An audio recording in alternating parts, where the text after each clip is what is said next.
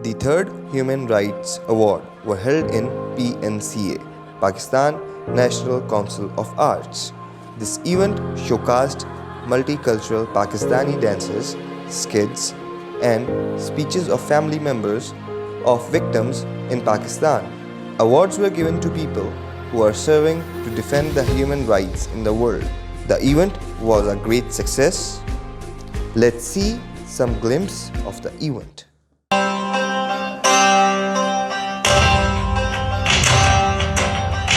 जुल्म फिर जुल्म है, बढ़ता है तो मिट जाता है।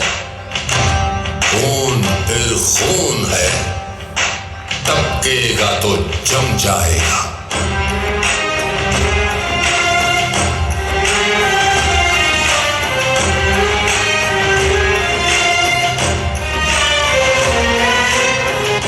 खाक सहरा पे जमे या कफे कातिल पे जमे, फर्क इंसाफ पे या पाए सलासल पे जमे, तेज़े बेदात पे या लाशाए बिस्मिल पे जमे।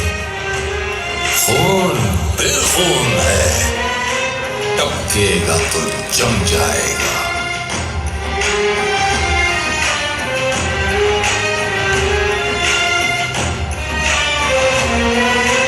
लाग बैठे कोई छुप छुप के कमी गाहों में, खून खुद देता है जल्लादों के मस्कन का सुराग। साजिशें लाख उड़ाती रहे जुल्मत की नकाब, लेके हर बूंद निकलती है हथेली पे चिराग। खून फिर खून है, टपकेगा तो जम जाएगा।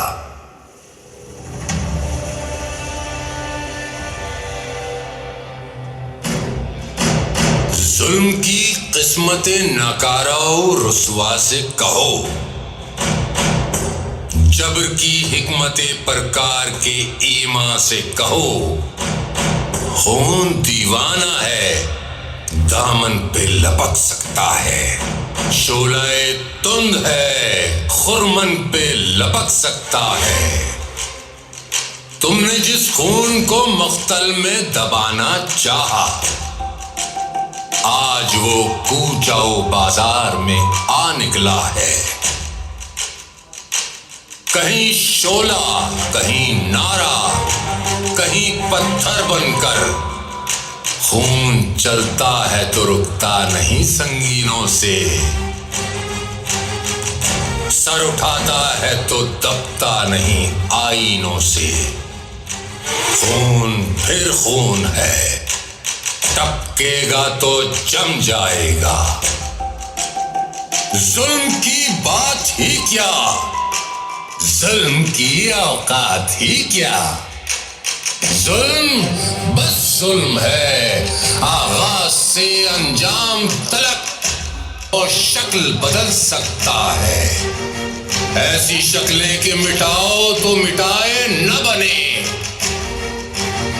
ऐसे शोले के बुझाओ तो बुझाए न बने, ऐसे नारे के दबाओ तो दबाए न बने। खून फिर खून है, टपकेगा तो जम जाएगा।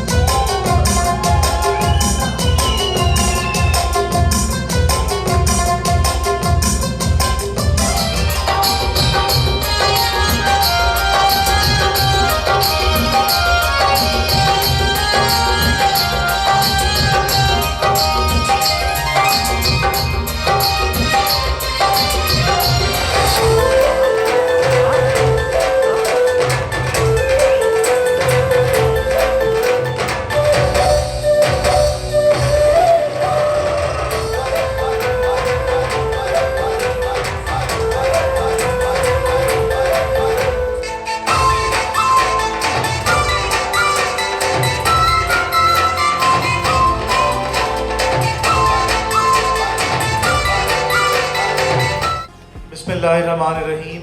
Human rights council of Pakistan, बहुत शुक्रिया कि आपने यहाँ पे अवार्ड के लिए मदऊ किया और इतनी बड़ी ऑडियंस के सामने जो है कुछ ख्यालात का इजहार करने का मौका दिया।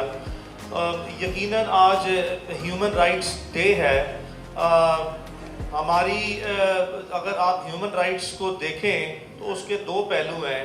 एक ये है कि जो ह्यूमंस हैं उनके राइट्स को ह्यूमंस ही जो है वो वायलेट करते हैं, यानी कि प्राइवेट जो है वो लोग उनको वायलेट करते हैं। और दूसरा जो हमने ह्यूमन राइट्स वायलेशन जो है वो स्पेसिफिकली अगर मैं पाकिस्तान के तनाजुर में देखूं और ये देखूं कि पिछले 1 से 1.5 साल में जो पाकिस्तान में रियासत की तरफ से या हुकूमत की तरफ से जिस लेवल पे ह्यूमन राइट्स की वायलेशन की जा रही है और पर्टिकुलरली जो मिस यूज़ ऑफ अथॉरिटी और abuse of process of law को सामने रख के की जा रही है, ये हमारे लिए एज अ सोसाइटी जो है वो हमारी कैपेसिटी से बहुत आगे चली गई है।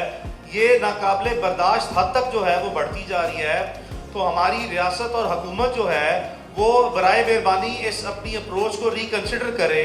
लोगों को कम से कम जो है वो ड्यू प्रोसेस ऑफ लॉ ज़रूर दिया जाए। अगर किसी शख्स पे मुकदमा दायर करना ही ठहरा तो उसको कानून के कटहरे में फेयर प्रोसेस यानी कि जो ड्यू प्रोसेस ऑफ लॉ है, फेयर प्रोसिक्यूशन के तहत जो है आप लाजमी प्रोसिक्यूट करें। लेकिन बताती चलूँ कि 6 महीने से हमारे केस की भी सुप्रीम कोर्ट में हियरिंग नहीं आई। तो आई थिंक कि हम सब एक ही कश्ती में सवार हैं कि अगर ये ठान लिया जाता है कि इंसाफ नहीं देना तो नहीं दिया जाता। अरशद पे 16 FIRs हुई थी पाकिस्तानी हुकूमत की तरफ से और इन जाली FIRs का सिलसिला बंद होना चाहिए। और अरशद की शहादत के बाद मैंने ज़्यादा आवाज़ इंसानी हकूक़ के ऊपर उठाना शुरू कर दी है, चाहे फ़ातिमा का केस हो, रिजवाना का केस हो। नूर तो वैसे ही मुझे अपनी बहनों की तरह लगती थी। मैं हर केस के लिए वोकल हूँ, मैं हर किसी के लिए, चाहे वो मेरा सहाफ़ती काम हो, चाहे वो मेरा सोशल मीडिया हो, मैं सबके लिए आवाज़ उठा रही हूँ। लेकिन मैं आपको ये बताती चलूँ कि अरशद शरीफ को अभी तक इंसाफ नहीं मिला। अब मैंने आलमी इदारों की मदद से कीनिया में वकील कर लिया है और अक़वाम मुत्तहिदा ने भी पाकिस्तानी हुकूमत को ख़त लिखा है, लेकिन पाकिस्तानी हुकूमत अपने ही शहरी के लिए इंसाफ लेने में दिलचस्पी नहीं दिखा रही। यहाँ पर मैं ये कहूँगी कि तमाम पॉलिटिकल प्रिजनर्स को जो है वो रिहा करना चाहिए, ख़ास तौर पे जो PTI की ख़वातीन वर्कर्स हैं उनको रिहा किया जाए, जिसमें यास्मीन राशिद हैं, खतीजा शाह हैं, सनम जावेद हैं, तैयबा राजा हैं और इसके अलावा बाकी तमाम मेल मेंबर्स को भी जो है वो रिहा करना चाहिए। और ये जो नज़रबंदियाँ हैं, अचानक से लोगों का गायब हो जाना और बाद में उनका प्रेस कॉन्फ्रेंस करते हुए मिलना, एक जदीद दौर में एक एटमी रियासत में ऐसा नहीं होना चाहिए। शुक्रिया।